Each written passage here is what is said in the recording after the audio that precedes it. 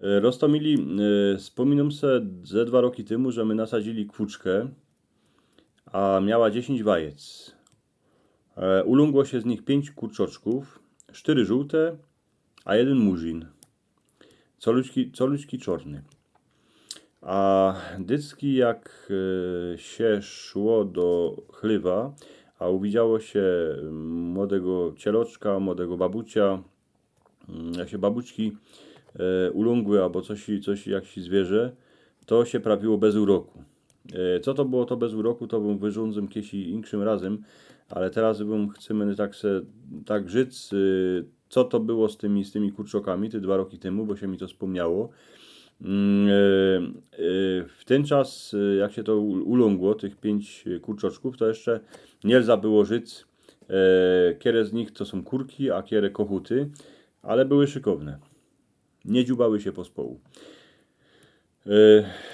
A teraz, aspoň wiem, że w chlewie nie ma żadnych rasistów, bo a i czarny kurczok się poradzi z kamraci z inkszymi. Między ludźmi to rostomańte, bo jak się murzyna uwidzi, to się prawi, że je czarny, czornuch, a we chlewie je czarny kurczok, inksze są białe, no jakoś ich się dorządzają. To już czasami z kurczoków możemy sobie brać przykład.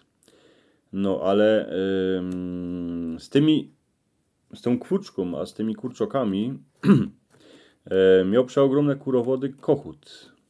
Bo wiecie, kochut był brązowy, kwuczka była biało, no a jeden kurczok jest czarny.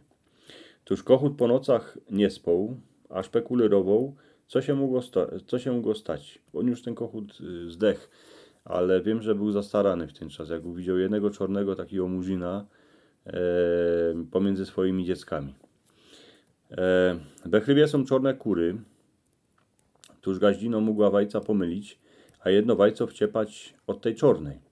Ale mogło być a i tak, że kwuczka zaszła kańsik, kany je czarny kochut, kańsik do sąsiada, choć nie wiem, kto tu ma dookoła po chałupach czarnego kochuta.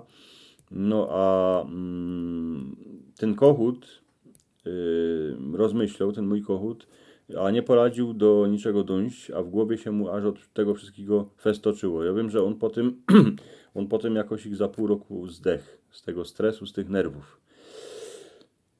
I kury to widziały, co się z kokotem robi.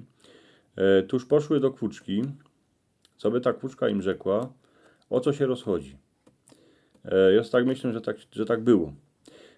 Bo przeca było trzeba się dorządzić, czemu jeden kurczok się grzeje pod białą kwuczką. Czarnokura przeca nie przyszła, a swojego wajca nie wkulała kwuczce do gniazda, choć pierun wie, jako to było. Dziepro za porę dni kury się dozwiedziały, jako to wszystko było. Skil ten czarny murzyn się tam naszeł pomiędzy tymi kurczokami. Białokwuczka nanosiła se wajec do gniazda we wasz kuchni, a na nich siadła. Gazda jednako był kapkę wysrany, a chciał, co by się kurczoków ulągło więcej, tuż wciepał kwuczce do gniazda porę wajec, co ich naszeł we stodole. Jedno z nich wysrała ta czarnokura, tuż z tego pod białą kwuczką je jeden murzin. Kochut po tym, jak się o tym dozwiedział, to już nie miał tyle nerwów, tyle stresów, już nie szpekulerował, bo przeca kury nigdzie nie chodzą po chałupach za inkszymi kochutami. On to wiedział i on po tym, jak umierał, to miał już miał głowę próżną, już mógł spokojnie umrzeć. No a kiedy te kury poszły za inkszymi kokotami, to by przeca była przeogromna ostuda. To by było tak, jak baba by poszła za inkszym chłopem. No a kochut był też rod jak fazol, bo te żółte kurczoczki siedziały pospołu z tym czarnym kurczokiem, nie dziubały się, miały się radę. No a kochut miał kury, co nie chodzą za inkszymi kochutami.